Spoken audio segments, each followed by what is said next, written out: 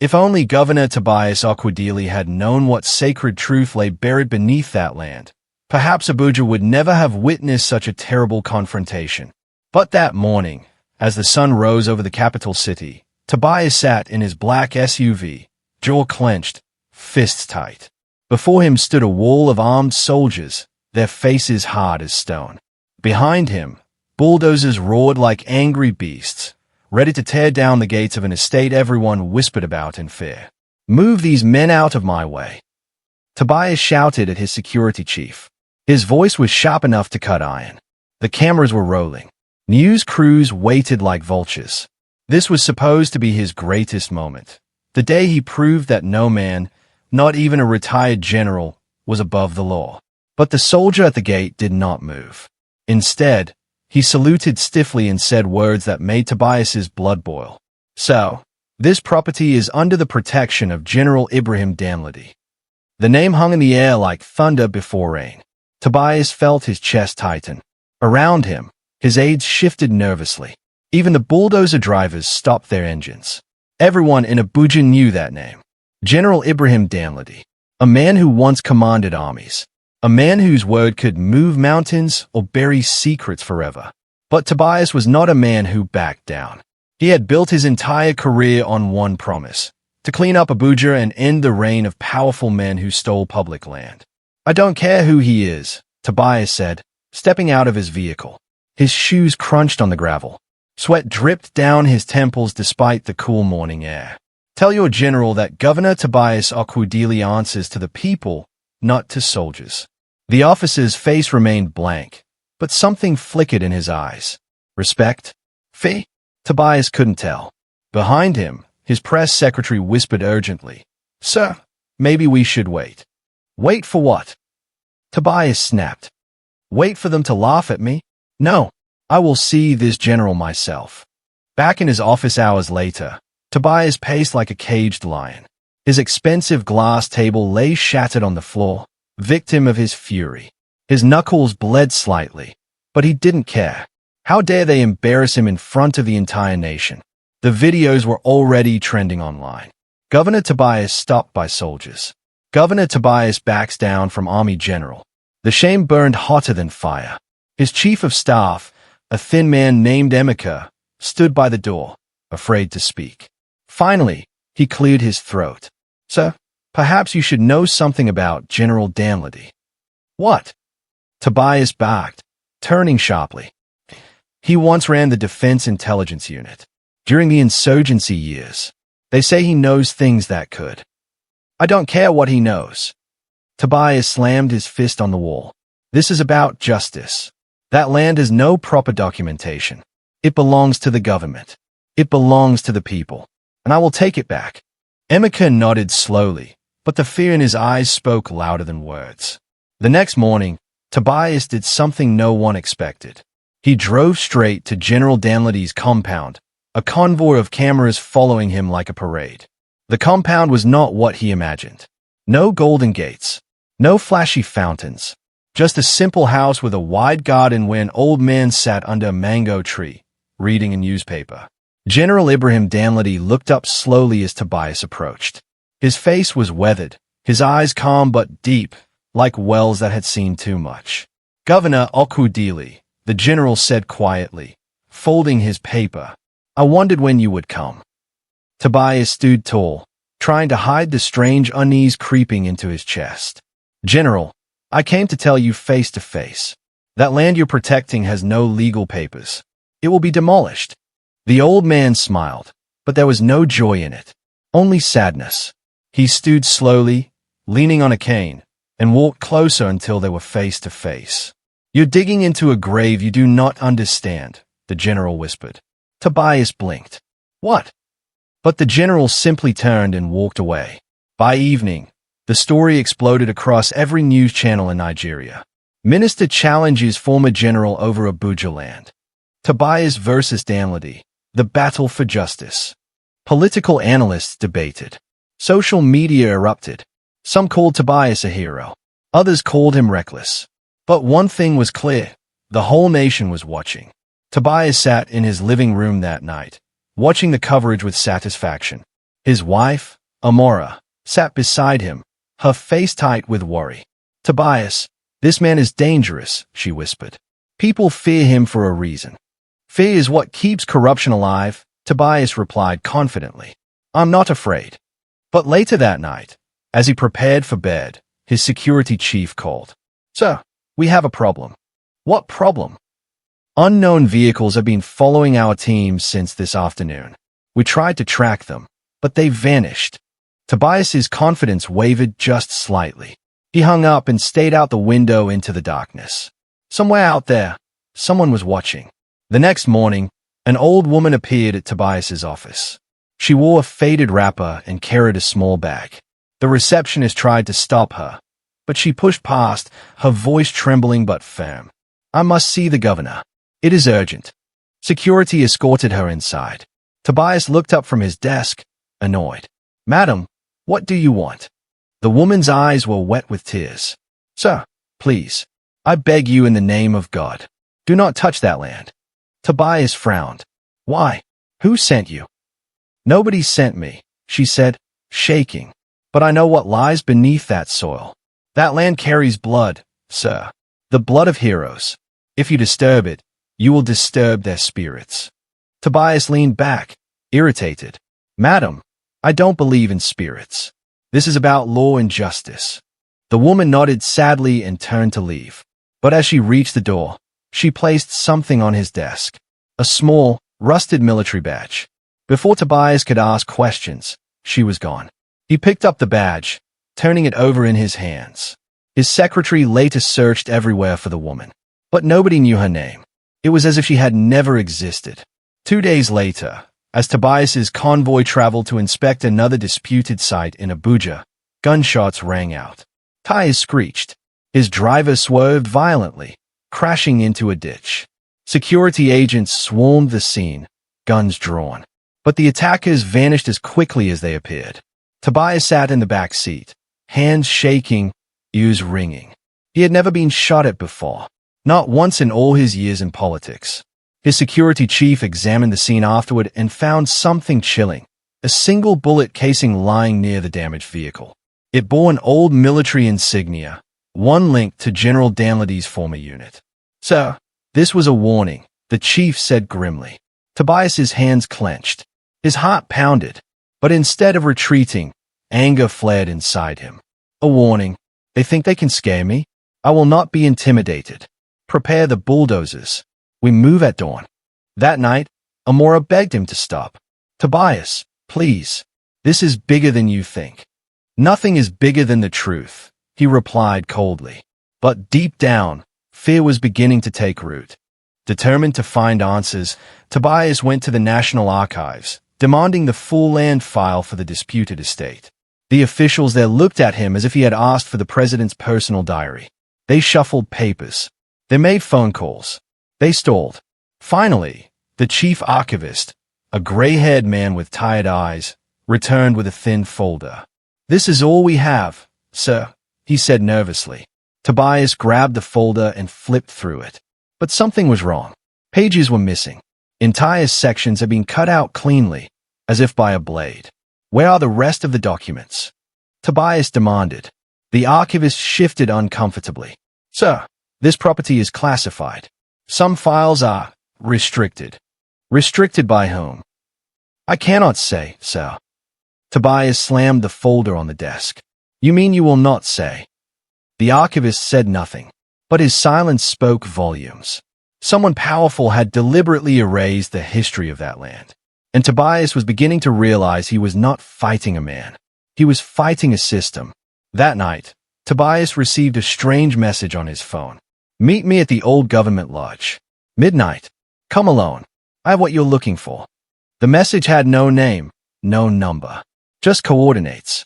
Against his better judgment, Tobias went. He arrived at an abandoned building on the outskirts of Abuja, flashlight in hand. A figure stepped out from the shadows. An old man, bent and frail, wearing a faded clerk's uniform. "Who are you?" Tobias asked. "I worked in the land registry for 40 years, the man said quietly. "I know why that land was never registered." Tobias's heart raced. "Tell me." The man reached into his coat and pulled out a sealed envelope. But before he could hand it over, his body suddenly jerked. His eyes rolled back. He collapsed to the ground, clutching his chest. Tobias screamed for help, but there was no one. By the time the ambulance arrived, the man was dead. The doctors called it a stroke, but Tobias knew better. Someone had silenced him. That same night, as Tobias sat alone in his study, his phone rang. The screen showed no caller ID. He hesitated, then answered. A deep voice spoke, calm and cold. "Stop digging, Governor, or you will wake the dead." Tobias's blood ran cold. "Who is this?" "Silence." I said, "Who is this?" The voice chuckled softly. "You already know." The line went dead. Tobias sat frozen, the phone trembling in his hand. The voice had sounded eerily familiar. It reminded him of the general.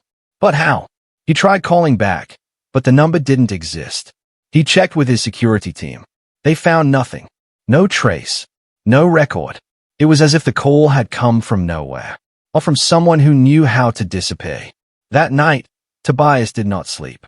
He lay awake, staring at the ceiling, wondering what he had gotten himself into. And for the first time, he felt afraid. Years earlier, before Tobias ever became governor, before the land became a national debate, General Ibrahim Danladi stood in the same place, surrounded by bodies. It was 2014. Terrorists had launched a coordinated attack near Abuja. Bombs, gunfire, chaos. Danladi led a secret counter-operation with 50 of his best men. They fought for 3 days straight, pushing back the enemy. But the victory came at a terrible cost. 23 soldiers died. Their bodies lay scattered across the battlefield, bloodied and broken. The government wanted to keep it quiet. No public funerals. No media coverage.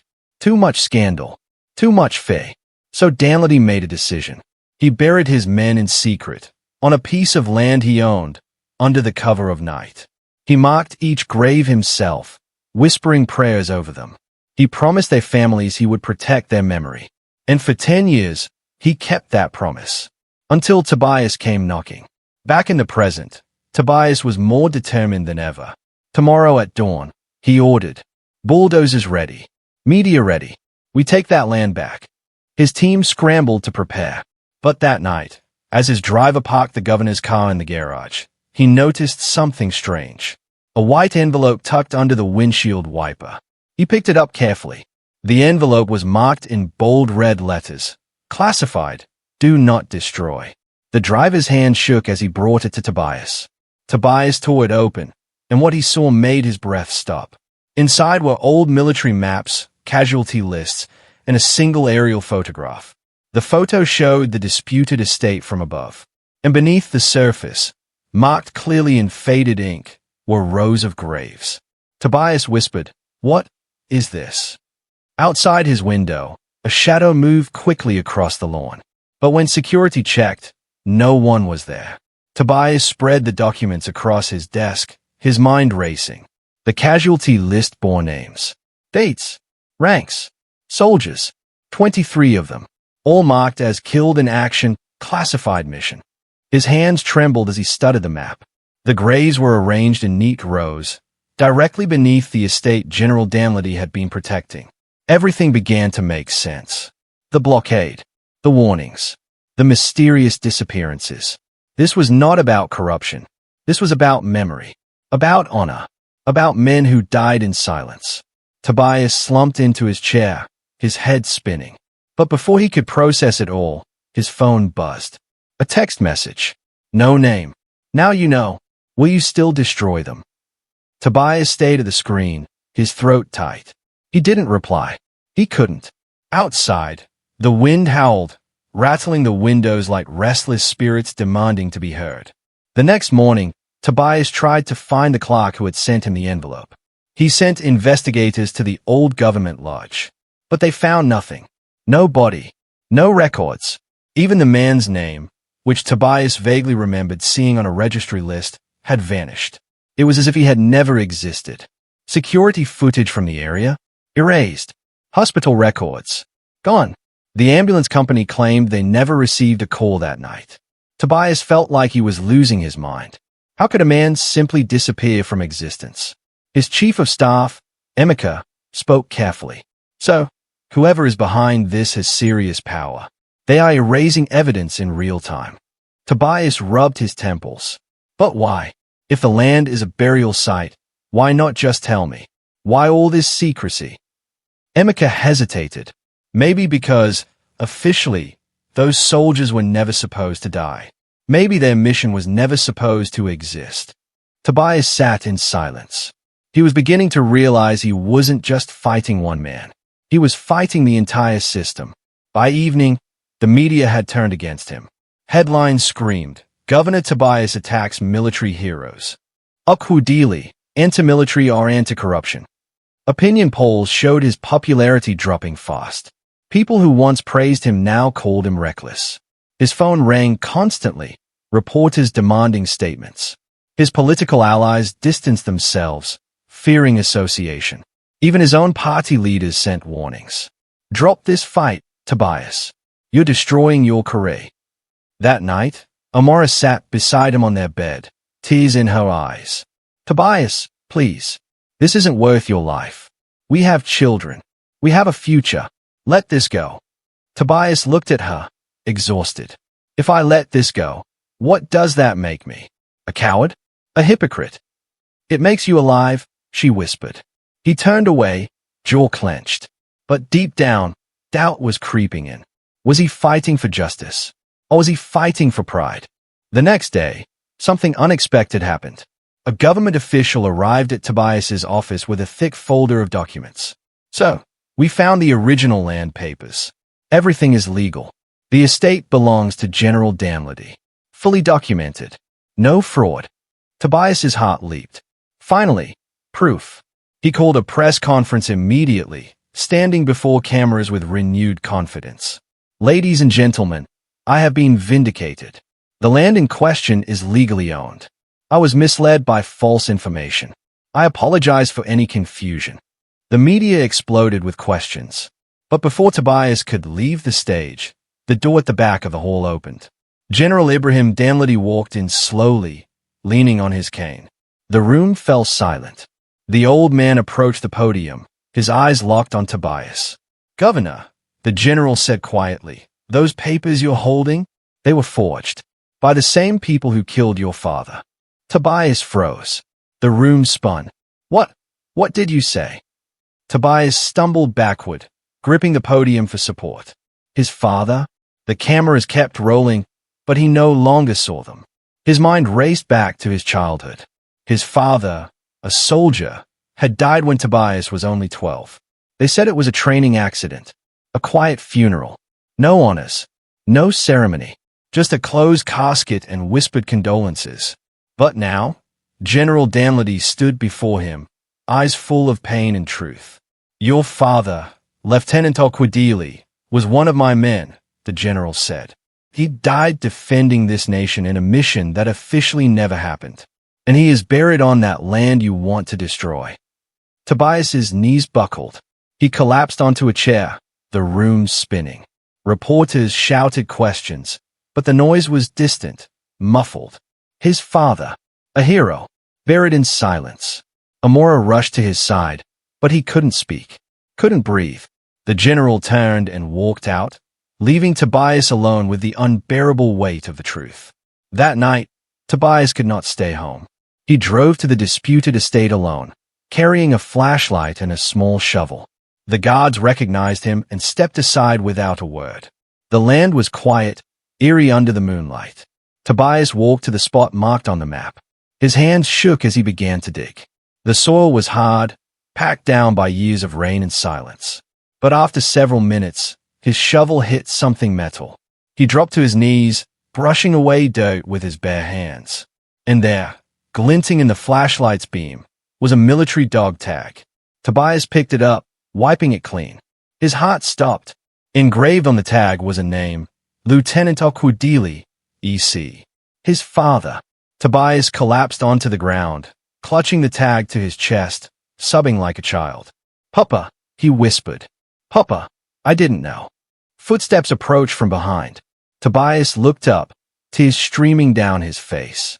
General Danladi stood there, silhouetted against the moonlight. The old man lowered himself slowly, sitting on the ground beside Tobias. For a long moment, neither spoke. Finally, the general's voice broke the silence, trembling with emotion. "Your father saved my life that day. A grenade landed near me. He threw himself on it, pushing me away. He died instantly. I have carried that guilt for 25 years. Tobias stayed at the dog tag in his hands. "Why didn't you tell anyone? Why bury them in secret?" "Because the mission was off the books," the general said quietly. "If the truth came out, the government would have been exposed. Families would have lost pensions. The men would have died as criminals, not heroes. So I made a choice. I buried them with honor, and I swore to protect their memory." Tobias's chest heaved. But the people deserved to know. Suddenly, distant sirens wailed. Headlights appeared. Someone had tipped off the media. Within minutes, reporters flooded the site. Cameras flashed. Microphones shoved forward. They captured everything. Tobias kneeling beside an open grave, holding his father's dog tag. General Danladi standing nearby, face solemn. The images spread like wildfire across social media. Governor discovers father's grave on disputed land. Hidden soldiers' cemetery uncovered in Abuja. The nation was in shock, but the government responded swiftly. By morning, the Defense Ministry issued a public statement. There is no record of any such classified operation. These claims are unverified and irresponsible. Tobias read the statement on his phone, fury rising. They are erasing them. Again. But before he could act, armed men stormed his residence. "Governor Tobias Okwudili, you are under arrest for tampering with national security and disturbing a restricted site." Tobias was dragged away in handcuffs, cameras capturing every moment. His last view was of Amora, screaming his name as the gates closed. Tobias sat alone in a cold cell, stripped of his title, his dignity, his freedom. Hours passed like days. He was questioned repeatedly, but he refused to speak. That night, a guard slipped a folded piece of paper under his cell door. Tobias opened it carefully. The note read, "The general has gone missing. They took him at midnight. No one knows where." Tobias's heart sank. Danladi, the man who had protected those soldiers for 10 years. The man who had protected Tobias's father. Now he was gone. Tobias crumpled the note in his fist, guilt crushing him. This was his fault. His pride. His crusade for justice. He had destroyed everything. He leaned back against the cold wall and closed his eyes, whispering into the darkness. "Papa, forgive me. I didn't know." Days later, through an investigative journalist named Zainab, the truth began to surface. Zainab had been digging into the story, interviewing sources, uncovering documents. She discovered that General Danladi had turned himself into military authorities, taking full responsibility for the secret burial. He confessed to everything, shielding Tobias from further consequences. But that wasn't all. Zainab found one final classified file, buried deep in military archives. It revealed a shocking detail. During that fateful mission, Lieutenant Okwudili had not only died saving General Danladi's life, he had been carrying orders to retreat. But he disobeyed, choosing instead to protect his commander and complete the mission. He had been a hero twice over. When Tobias heard this, sitting in his cell, he wept openly. His father had died not in an accident, but in an act of ultimate sacrifice. And Tobias had almost destroyed his legacy. 1 week later, Tobias was released quietly, with no charges filed. The government, embarrassed by the media storm, had decided to bury the matter. But Tobias had changed. He returned home gaunt, hollow-eyed, haunted. Amora held him, but he barely responded. He spent his days staring at the dog tag, replaying everything in his mind. Then one evening, Zainab called. "Governor, you need to see this." She sent him a video file. It was old, grainy footage from a military camera. In the video, soldiers crouched in a bunker under heavy fire. Among them was a younger General Danladi, shouting orders. And beside him, unmistakably, was Lieutenant Okwudili. The final seconds of the video showed Okwudili diving forward as an explosion ripped through the frame. The camera cut to black. But before it did, a voice could be heard. Okwudili's voice, faint but clear. Promise me, protect them all, even if it means silence. Tobias watched the video 3 times, tears streaming down his face. He finally understood. 3 months later, Tobias stood before a crowd of thousands at the newly inaugurated National Memorial Park for the Unknown Soldiers. The disputed land had been transformed into a sacred site, with 23 marble headstones arranged in neat rows.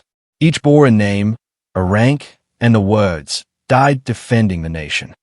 At the center stood a tall monument, inscribed with a single sentence. Their sacrifice was silent, but their honor is eternal. Tobias spoke slowly, his voice steady but filled with emotion. I came here seeking justice, but I was blind. I did not listen. I did not learn, and I almost destroyed the very thing I should have protected. The crowd was silent. Cameras rolled, and then, from the back of the gathering, a frail old man in a worn jacket stepped forward. He moved slowly, leaning heavily on a cane. He approached the monument and laid a single white wreath at its base. Tobias's breath caught. It was General Danlady. The general stood before the monument, his hand trembling as he touched the cold marble. He did not speak. He did not need to. His presence said everything. Tobias walked over slowly, standing beside him. The 2 men, once enemies, now stood together in silence. Finally, Tobias spoke, his voice barely a whisper. If only I had known. The general nodded. Before you destroy, you must first understand.